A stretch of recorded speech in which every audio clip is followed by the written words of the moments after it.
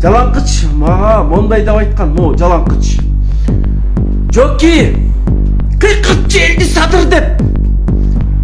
Кыйкырт желди садыр деп Жоки деп мына ошол жерде Айгүл Жапарова. Мына Айгүлдүн түйүнө жете турган Айгүлдүн эң главный пактокору ушул. Кайтып дебейсиңерби? Кайтып. Айгүл Жапарова айла жоктон ошолорго уят болбойн деп мага мынтип атат, аларга мага мынтип атат да. Мен до сих пор шокмун деп атпайм, до сих пор өңүмбү, түшүмбү. Мен топту өзү тээ бербестен барат дагы артка Садыр Жапаровго пас чыгарып берип атат. Анан Садыр айтты, урушту, өзүң эле тээ бербейт элең. Гол кирмек. Сенин Садырыңга караганда, Айгүл Жапаровага караганда, мына Ташиев кичине мындай экинчи күнү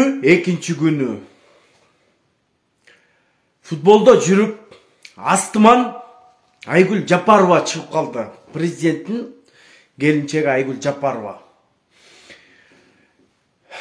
Айгүл Жапарова менен учураша коем деп ошолордун алдындагы пактакорлордун айынан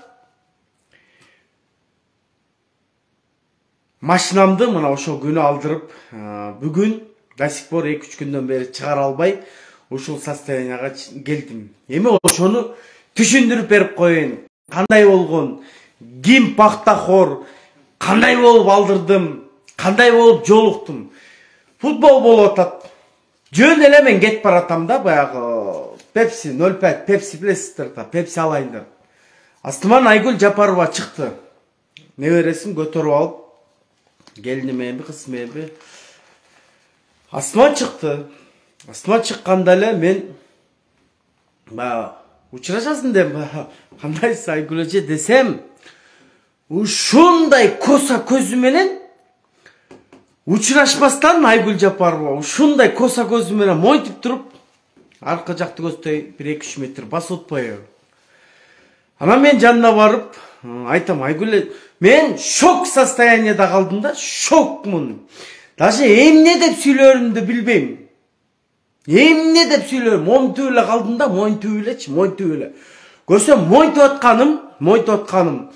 Телевизорго баягы тартып калыптыр да, баягы Айгүл Жапарова мен ушинтип атат деп. Аны ички иштер министри Улан Ниязбеков көрүп калат дагы, десятканын балдарына айтат, Жокини группа захват менен МВДга алып келгиле деп. Анан десятканын балдары Айгүл Жапаровага эчтеке дебечи, тигинтпечи, мынтпечи деп, эми ал жерден кандай эчтеке деген деле жок. Просто тиги кыз мынтти 5-6 момдай кара костюмчун аз мен ушунчун кийдим да, мону көрсөтүп коеюн деп. Үйдө костюм кийбейт элем. Ушундай жанагы пактакор кара костюмчундар 5-6 келди. Келип кармады. Бирок ошондо Айгүл Жапарова айла жоктон ошолорго уят болбойн деп мага мынтип атат, аларга мага мынтип атат да. Сен иниңди билем, иним осмок жеген аны жакшы билет, аны эстеттим.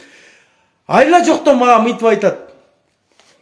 Жоки, жетим жесирлерди алып кел, анан мен сага жардам берем деп, баягы тиги 5-6 пактакору уят болуп калбайын деп эле ушул сөздү айла жоктон айтты да.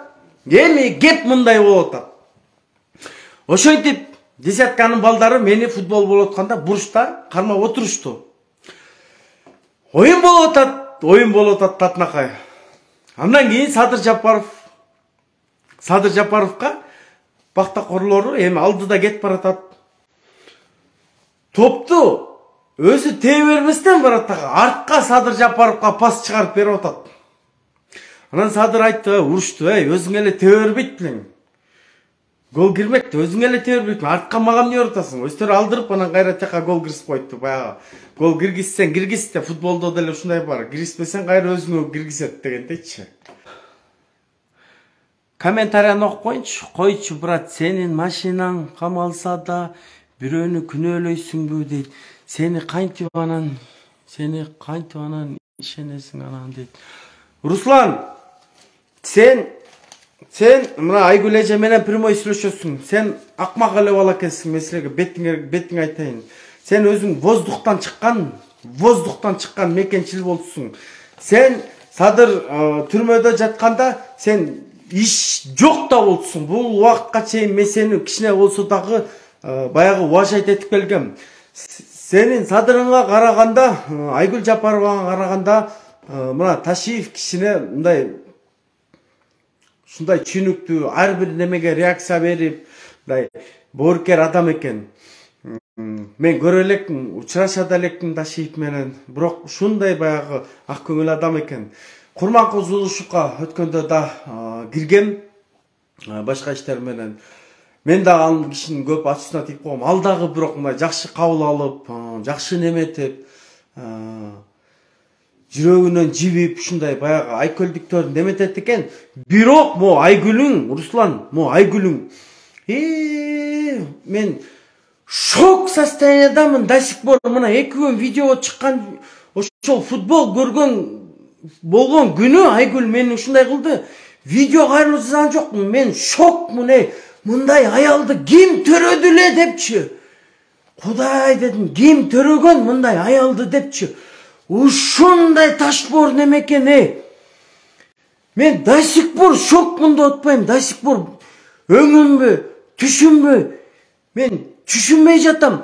Жанагылардын көзүчө айла жок айтты. Жоки дейт. Жесирлерди алып кел, жардам берем деп тигилердин көзүнчө айла жок эле тим эле. Мындай ушуларга уят болбойн, лейди деп баягы, лейди атым өчпөсүн деп айла жок элечи, тим элечи. Шокмун, эч бир кемчилик болсо же айтпайт. Эми учурашуу, ар бир адам менен учурашканда баягы салам алып коюш керек да баягы. Салам алейкум десе, валейкум дейсиң, жакшысыңар десе, мисалы жакшы дейсиң, кандай истесек жакшы дейсиң, ошондой алып коюш керек да. Мен ал ойлойт окшойт, келип эле менден акча сурайт, же келип эле менден жумуш сурайт. Акчаң Айгүл, Айгүл, акчаң өзүңө буйрусун. Ал бирөөнүн бул менин да эмгегим бар жана иллюстрацияда, менин дагы чоң эмгегим бар, ошону силер баалаган жоксуңар. Ошол 5 октябрь күнү, мына 6 октябрь күнү, 6-сы же где-то 7-си, где-то 6 же 7 октябрь күнү могу жалаңкыч мага мондай деп айткан, мо жалаңкыч. Жоки, кыйкыртчы элди садыр деп. Кыйкыртчы элди садыр деп, Жоки деп, мына ошол жерде Айгүл Жапарова. Анан Айгүл Жапарованын Минздравда подружкалары бар. Мындай культурный подружкалар го. Бул го эми баягы бул шымара баягы. Кандай десем, бул шымара мындай эле подружкасы да, мындай эле да, бул простой, бирок бул простой болгон менен шакалка үйүн саткан жок. Үйүн сатам деп жүрөт, үйүн саткан жок. Башка барсаң, Кудайдан башканы сүйлөбөйт. Кудайым урсун жумушка ал элек. Кудайым урсун Айгүлдөн 1 сом алган жокмун депчи. Кудайым урсун дейт, Мына Айгүлдүн түйүнө жете турган, Айгүлдүн эң главный пактокору ушул. Кайтип дебейсиңерби? Кайтип. Мен өз көзүм менен бая көрчүмүн да. Айгүл Жапаровага бая көз. Мен мунун водители болчумун да, мындайча айтканда, бекер. Анан Айгүл Жапаровага кирчүбүз. Киргенде мекенчилдерди баягы, кандай десем, бүт эле мекенчилдерди бул шыбап эле жатчы. Бул арам колдойт. Бул садыр түрмөдөн чыккандан эле колдоп калды.